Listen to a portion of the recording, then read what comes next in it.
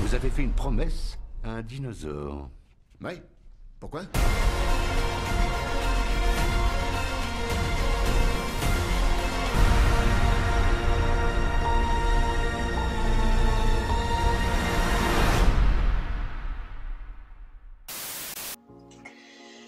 Bon, bah c'est parti pour cette critique. C'est... ouais.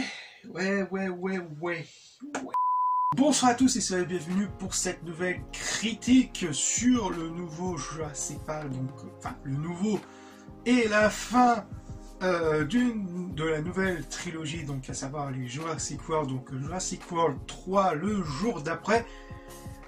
Et on peut dire que ouais, c'est une autre dimension. C'est, comment dire ça, très honnêtement, je suis assez mitigé. Plus j'y repense, ces derniers jours, je l'ai vu le jour même. Plus j'y repense, plus j'ai envie de le désinquer, parce qu'il y a des moments, il y a des moments à s'arracher les cheveux tellement c'est, non mais il faut se le dire, tellement c'est con. Il y a des trucs des facilités, en veux-tu, en voilà, ok, bon, je veux bien un peu de facilité, histoire, voilà, simplifier et d'alléger un peu l'histoire, etc.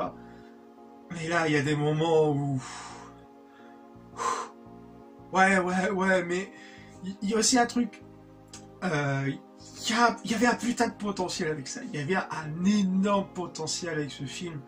C'est avec tout le bordel, et notamment avec la vidéo, le petit court-métrage Battle of Rock, je crois, qui montrait vraiment la bataille entre un allosaure et un triceratops, je sais plus quel nom c'était, et c'était vraiment ouf, ça donnait vraiment le ton, et avec le prélogue, mais le prélogue qui se trouve uniquement sur YouTube, et non dans le film. Ça aurait pu faire une putain de bonne intro en fait, le prélogue qui est sur YouTube. Avec le changement 66 ou 65, je crois que c'est 66 qu'on dit maintenant au lieu de 65 avant. Mais il y avait un prologue comme ça, c'était génial avec le T-Rex qui était dans le cinéma en plein air et qu'on trouve finalement pas dans le film. On a une sorte de résumé un peu à la con sous format journalistique, bon, qui aurait pu fonctionner si on avait le prochain prologue, mais sachant que le prologue, il y a un plan sur la caméra du T-Rex qui va refaire écho vers la fin, qui malheureusement, sans cette scène-là, ça gâche un peu le truc. Et encore, il y a des choses encore à dire sur le T-Rex et d'autres choses. Donc on se retrouve quelques années après les événements de Funky Dawn, où les dinosaures se sont totalement lâchés dans la nature, etc. Et dans celui-ci, on apprend que cette fois-ci, InGen a totalement disparu. C'est Bjorn qui a plus ou moins repris la sorte de responsabilité sur les dinos, etc. Et que ces dinos, pour eux, représentent l'avenir de l'humanité parce qu'ils ont des capacités, enfin bref, etc. Et il y a deux intrigues qui vont suivre. Forcément, la première intrigue qui va jouer autour de Claire et de Owen, qui vivent avec la petite fille clonée. Avec aux alentours Blue et sa petite fille.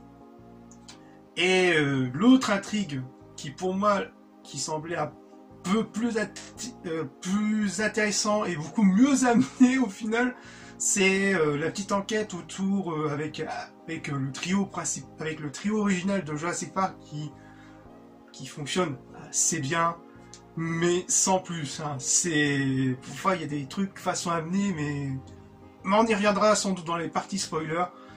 Donc sans spoil, c'est assez moyen, avec une fin, une conclusion, enfin, qui ne conclut pas. Ça laisse vraiment une porte ouverte, avec une conclusion aussi, avec un moral à la fin, où tu te dis, comme vous avez vu dans le titre, tout ça pour ça. Tout ça pour avoir un truc de morale à la con, de vivre ensemble, mais des plus clichés, qui mène absolument à rien. Les combats de Dido, surtout vers la fin, tu le sens venir, mais c'est totalement à chier. Oh, le pauvre T-Rex. Mais qu'est-ce qu'ils t'ont fait? Même le Gigantothosaure, mais rien ne va, mais rien ne va. C'est... Pourtant, il y a de putain de bonnes idées, mais après, il y a eu... Après le grand méchant, la Dogson, mais... franchement, si vous voulez un putain de méchant, enfin, si vous voulez vraiment une bonne version de ce personnage, lisez le bouquin Le Monde Perdu de Michael Crichton. J'ai fait une review, je le mettrai là, ou dans la description. Mais franchement, le personnage est totalement niqué, totalement osef. Bon, ce qui peut sauver plus ou moins le film, c'est un peu enfin, si on peut sauver quelque chose, il y a la réal, bon, qui est plutôt pas trop mal, faut pas se l'avouer. Salut, c'est Nicolas du futur. Alors, lors du montage, j'ai quasiment oublié de dire qu'au niveau de la mise en scène, vous allez beaucoup avoir une overdose de classiques, de beaucoup de clins d'œil au niveau de la réal du premier Jurassic Park, du Monde Perdu et de Jurassic Park 3. Croyez-moi, vous allez en bas et vous allez avoir une overdose de références au niveau de la mise en scène. Tenez bon. Concernant la musique, oubliable. Même dans les récents Jurassic World, c'était pas vraiment ouf, je suis désolé, mais la BO, quelques petits thèmes assez sympathiques, mais ça reste vraiment du sort de thème de gros blockbusters, où au bout d'un moment, la créativité niveau musical, c'est mort. J'en peux plus. Bref, je pense que je vais partir dans la zone spoiler, donc grosse conclusion, c'est moyen. Si vous voulez pas les voir, n'allez pas le voir, gardez-vous sous. Voilà. Bref, partons à la partie spoiler. Au-delà des classiques notions d'espace où l'homme projette ses pas, il est une dimension où peuvent se glisser par les innombrables portes du temps. Donc, la partie spoiler. La seule intrigue qui est assez intéressante, c'était avec le trio principal, enfin le trio original de Jurassic Park qui fonctionnait plutôt bien, la nostalgie. Ah non, c'était plutôt cool. Mais après, concernant Owen et Claire, mais les facilités, mais c'était un truc de ouf. Oh la vache, tout s'enchaîne assez rapidement et tu te dis, mais à des moments, putain, ils ont une putain de bol en fait. Et après toute l'intrigue autour de la fille clonée, à chaque fois j'oublie son nom aussi. Un peu déception, mais ça part vraiment dans tous les sens, où elle s'est fait cloner par elle-même. Ça gâche un peu le délire, un peu ça rend fou dans le deuxième, où c'était vraiment le papy qui a recloné sa petite fille ou quoi. Ah ouais, la pseudo-rédemption du Docteur Who, oh la vache. Plus j'y repense, plus j'ai envie de le défoncer. Oh non, mais aussi la débilité de Dodgson. Ouah, le plus débile, c'est que... Pourquoi? Mais quand il était dans le tram, quand il y avait pas Sam Neill, mais le Dr Grant et Ellie Sattler, ainsi que la nana clonée, qu'ils étaient dans le ram. Pourquoi le mec, alors que la nana, la nana clonée, c'est la chose la plus précieuse que même eux ils l'ont dit, c'est la chose la plus précieuse qu'ils ont, que son ADN est très précieux quoi. Pourquoi tu te fais chier à arrêter le train au beau milieu des dinos? Alors que t'avais le contrôle sur tout, tu pouvais les arrêter à une bonne station, tu pouvais arrêter très bien vers la bonne station, avec des gardes, etc.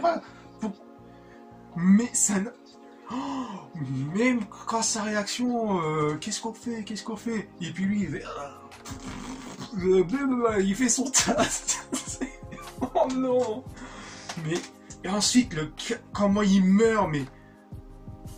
C'est Jurassic Park, mais version mal fait et version overdosée, quoi. Pouah, c'est pas possible. Vas-y, on t'en met un, on en met 3 Dilophosaures. Allez, c'est cadeau. Oh la vache. Puis la morale à la fin du vivre ensemble. Oh, j'ai pas pu. Ça m'a achevé. Qu'est-ce que j'ai dit encore? Ah oui, Omar Sy. Toujours au top, toujours aussi efficace, même dans le premier Jurassic World. Le mec, il vient même pas 5 minutes. Et pourquoi il a pas tiré aussi sur la nana qui avec son laser avec les autres raptors. Parfois, il y a des moments où les réactions des personnages m'échappent. C'est même chez les dinos, on en voit très peu en fait au final. Ouais, plus j'y repense, plus je pense que mon avis risquerait de changer rapidement.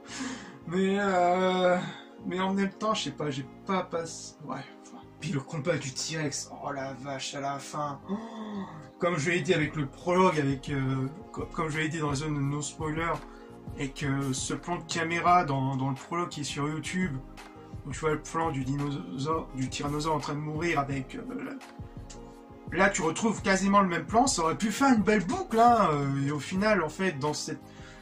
Aujourd'hui, le tyrannosaure, il survit, enfin, il a survécu, mais dans la façon avec le gigatonosaure et le dinosaure avec ses longues griffes... Non, je suis désolé, on refait le match dans Jurassic World 1, en fait. Oh putain, j'en peux plus. Et pourquoi tu te fais chier à mettre le prologue sur YouTube en fait? T'aurais pu très bien le mettre dans ton film, ça aurait pu faire une putain de bonne intro. Ça aurait pu suivi avec le format un peu information. Mais non.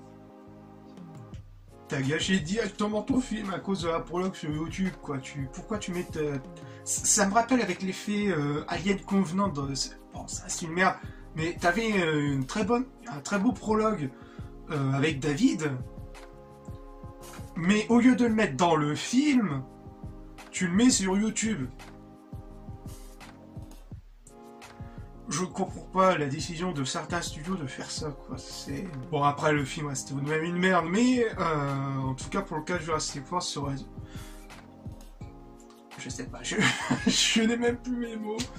Dans la partie spoil, qu'est-ce que je voulais marquer? Qu'est-ce que je voulais dire? Je regarde mes notes. Ouais, bah, comme je l'ai dit, au final, un moral à la con. Où tu te dis pourquoi ils ont fait tout ça, pourquoi. Tout ça pour avoir une conclusion qui n'en est pas vraiment une, avec une morale à la con. Du vivre ensemble, alors que dans les trailers, ils te disent quasiment le contraire, et même dans le film au début. Que c'est une catastrophe écologique, etc., notamment avec les sauterelles préhistoriques. Bref, sur ce désespoir, et moi qui peux compter sur ça pour Obi-Wan, justement, il y aura une review finale, rassurez-vous, je vais continuer cette incroyable série sur Obi-Wan, j'en peux plus. Mais rassurez-vous, il y aura une review finale une fois que tout sera fini, tout comme The Boys saison 3 qui heureusement me sauve la vie. Oh, que Dieu bénisse The Boys saison 3, bordel. Bref, je vous laisse et on se retrouve pour de futures vidéos. Peace.